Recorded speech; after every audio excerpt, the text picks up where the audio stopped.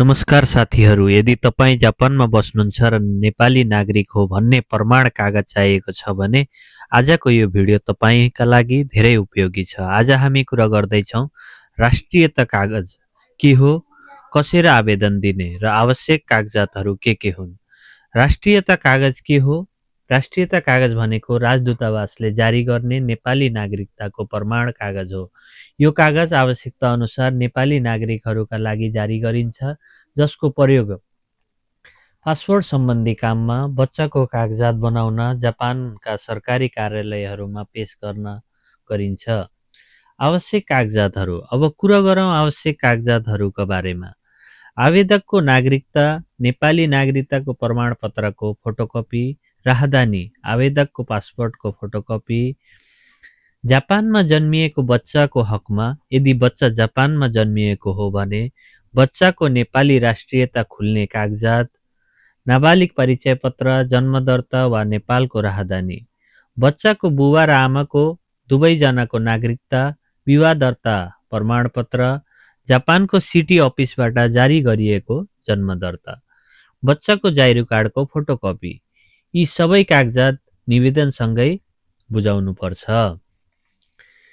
निवेदन form.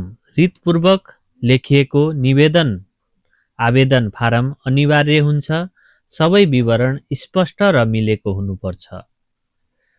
Post मार्फत कागजात पठाउने व्यवस्था। अब धेरैले सोध्ने प्रश्न, के पोस्टबाट पनि कागजात पठाउन मिल्छ? हो, पोस्ट मार्फत पनि कागजात पठाउन मिल्छ। यसका लागि लेटर प्याक पठाउनु पर्ने हुन्छ।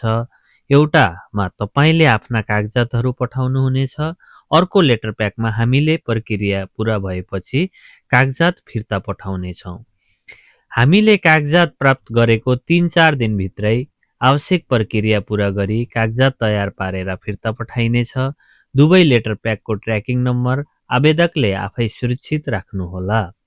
शुल्क दस्तुर 8000 जापानिज येन लाग्नेछ।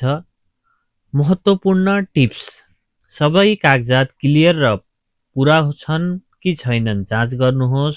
नाम, मिति र स्पेलिङ मिलेको हुनुपर्छ। अधुरो कागजात भएमा प्रक्रिया ढिलो हुन सक्छ। यदि यो जानकारी तपाईलाई उपयोगी लाग्यो भने लाइक गर्नुहोस्, कमेन्टमा प्रश्न लेख्नुहोस्, च्यानल सब्स्क्राइब गर्न नबिर्सिनुहोस्।